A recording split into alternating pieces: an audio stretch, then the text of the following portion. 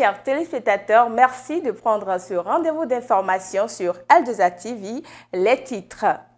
Prévention et traitement du paludisme à base de plantes. Un spécialiste nous en parle au cours de cette édition. Accès à l'eau et à l'assainissement par la population de Parakou. Le projet du partenariat Parakou-Orléans dédié à cette cause est arrivé à son terme. Le point de la cérémonie de clôture nous sera fait dans quelques instants. Première victoire des Guépards aux éliminatoires de la Coupe du Monde 2026. On en parle à la page des sports de ce journal. Amis de Al-Jazeera TV, bonsoir.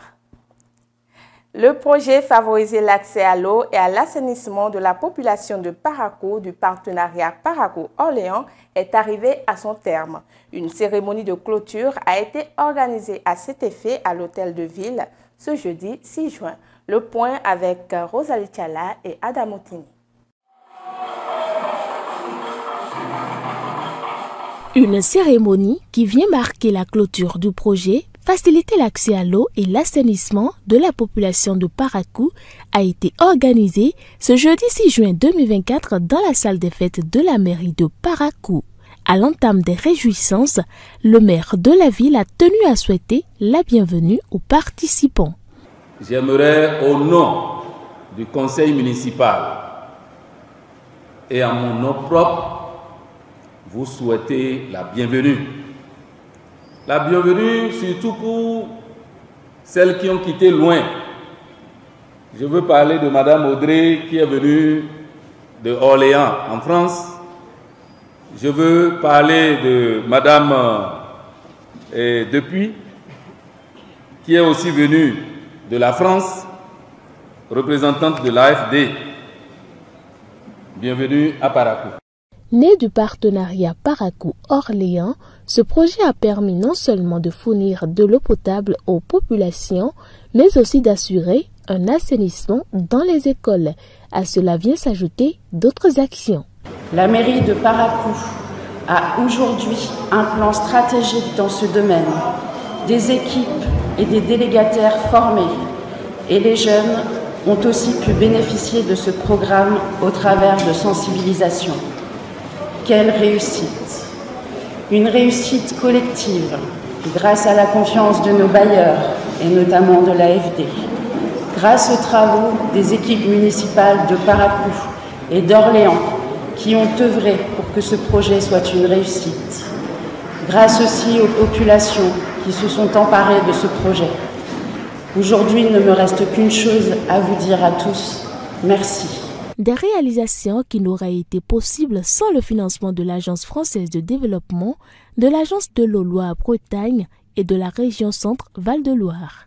Je suis vraiment très impressionnée par les résultats du projet que j'ai constaté depuis 3 jours. Et donc l'AFD est vraiment très satisfaite et très heureuse d'avoir pu contribuer à la réalisation de ce projet. Ma collègue d'Orléans a conclu avec un mot qui était merci. Moi, je conclurai avec un mot qui est bravo. Les bénéficiaires des ouvrages réalisés, quant à eux, sont heureux d'avoir de l'eau à proximité. Entre-temps, il fallait assez d'énergie, assez de distance, 3-5 km. Mais aujourd'hui, le forage est proche de nous. Il est vrai que tout Korobororou ne bénéficie pas parce qu'il y a des zones qui en manquent, mais déjà, cet ouvrage soulage. Et cette saison que nous avons traversée, la saison sèche, nous n'avons pas senti vraiment de difficultés en absence d'eau potable. Que l'Éternel bénisse nos partenaires et qui nous donne la grâce de bénéficier encore de beaucoup plus de projets. À la croisée des chemins, bien que le bilan soit satisfaisant, des défis restent cependant à relever en matière d'eau et d'assainissement dans la commune de Parakou. Madame la représentante de l'AFD, transmettez nos remerciements à l'Agence française de développement. Dites à l'agence qu'il y a un adage de chez moi qui dit Quand l'enfant sait laver les mains, il mange avec les grands. Nous avons pu exécuter normalement le projet et vous avez fait le constat. Si vous estimez que nous savons laver les mains, prolongez encore de nouveau ce projet. Merci. Notons que le projet prend officiellement fin le 31 juillet 2024.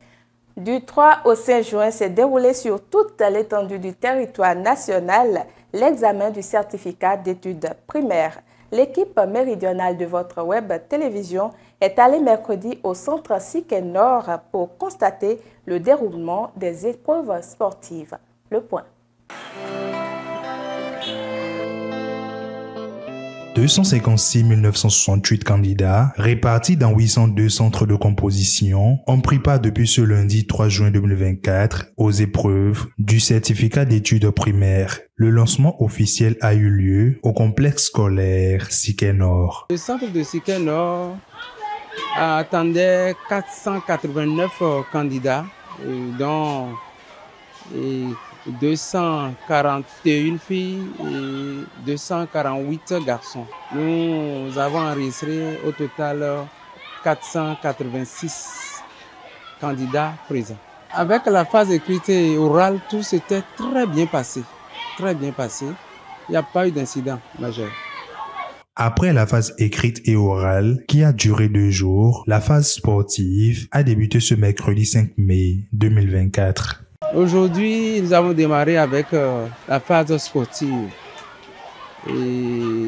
qui regroupe l'endurance et puis le lancer de balles à bras cassés.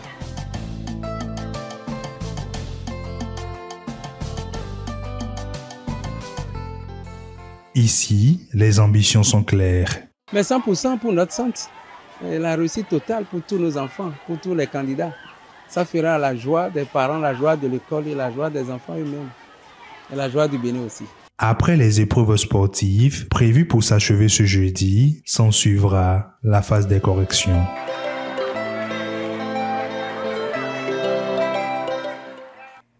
Dès lundi prochain, on rappelle que ce sera le tour des candidats au brevet d'études du premier cycle.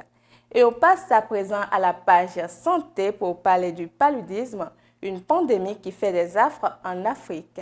Face aux statistiques alarmantes publiées chaque année par les institutions et organisations sanitaires, il urge de trouver des solutions efficaces. Dans cet élément qui va suivre, il sera question des traitements préventifs et curatifs du paludisme par les plantes. Suivez. La saison pluvieuse rime avec la multiplication des cas de paludisme.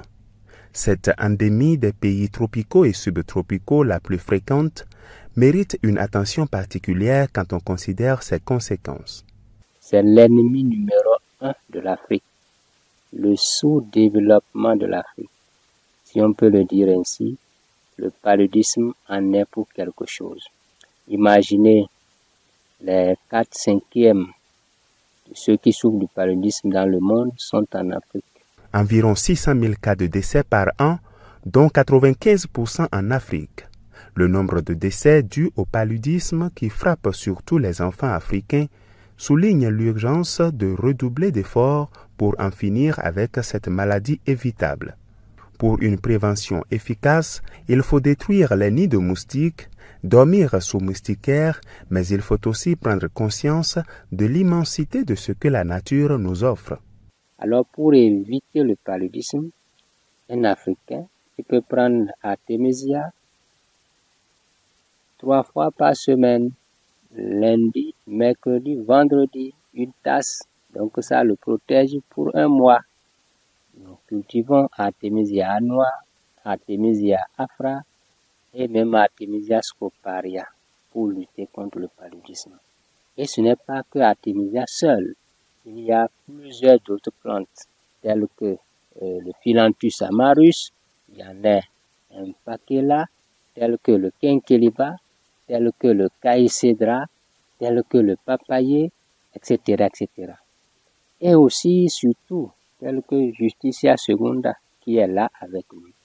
Parce que ce sont les enfants et les femmes enceintes, les enfants de moins de 5 ans et les femmes enceintes, qui paye le plus gros tribut, le plus lourd tribut au paludisme et endeuille les familles. Là où il y a paludisme, il y a anémie. La tisane d'artémisia est d'une efficacité extrême contre le paludisme simple. Le seul défi, il faut savoir comment cultiver artémisia des plantes médicinales, comment les consommer. C'est le seul défi qui nous reste à faire. Même en cas de manifestation des symptômes du mal, il y a bien des solutions dans les plantes médicinales autour de nous.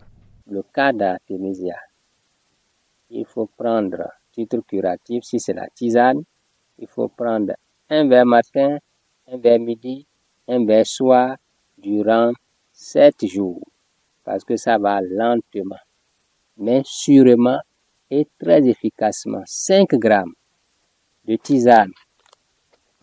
Quand on parle de tisane, c'est cette forme-là. Avec artémisia pendant 7 jours, vous êtes guéri complètement du paludisme, sans effet secondaire et sans résistance. Avoir un jardin écologique et une boîte pharmaceutique écologique médicinale nous permettra de repousser les frontières du paludisme. Nous parlons à présent des éliminatoires de la Coupe du Monde 2026. Le Bénin a remporté sa première victoire hier au sein de son groupe. Ce sera avec Cyril Azagou. Amis sportifs de L2A TV, bonsoir. On parle essentiellement qualification Coupe du Monde 2026. Enfin une première victoire pour les Guépards du Bénin. Opposés dans la nuit d'hier aux Guêpes du Rwanda, les Guépards s'imposent 1-0. L'unique but de la rencontre est l'œuvre de Dodo Doku.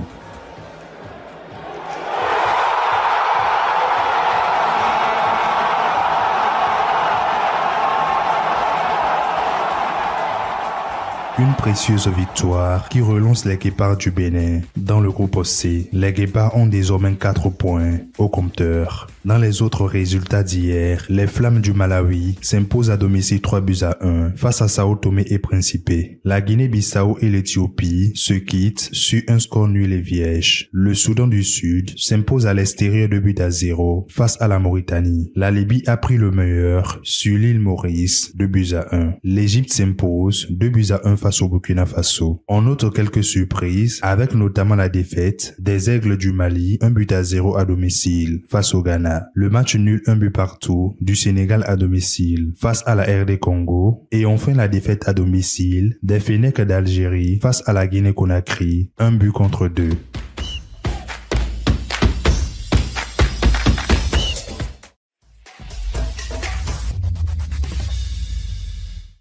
Toute l'actualité hors du Bénin est à suivre à présent avec Nakim Onouanti.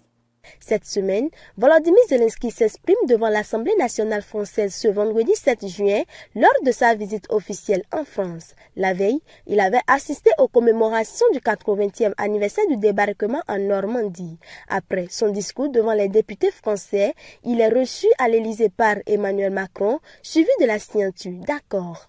Autre nouvelle, 5 nouveaux membres non permanents ont été élus ce jeudi au Conseil de sécurité de l'ONU lors de sa 78e session de l'Assemblée générale. Avec 179 voix, la Somalie remplace le Mozambique et représentera le groupe des États d'Asie-Pacifique et d'Afrique.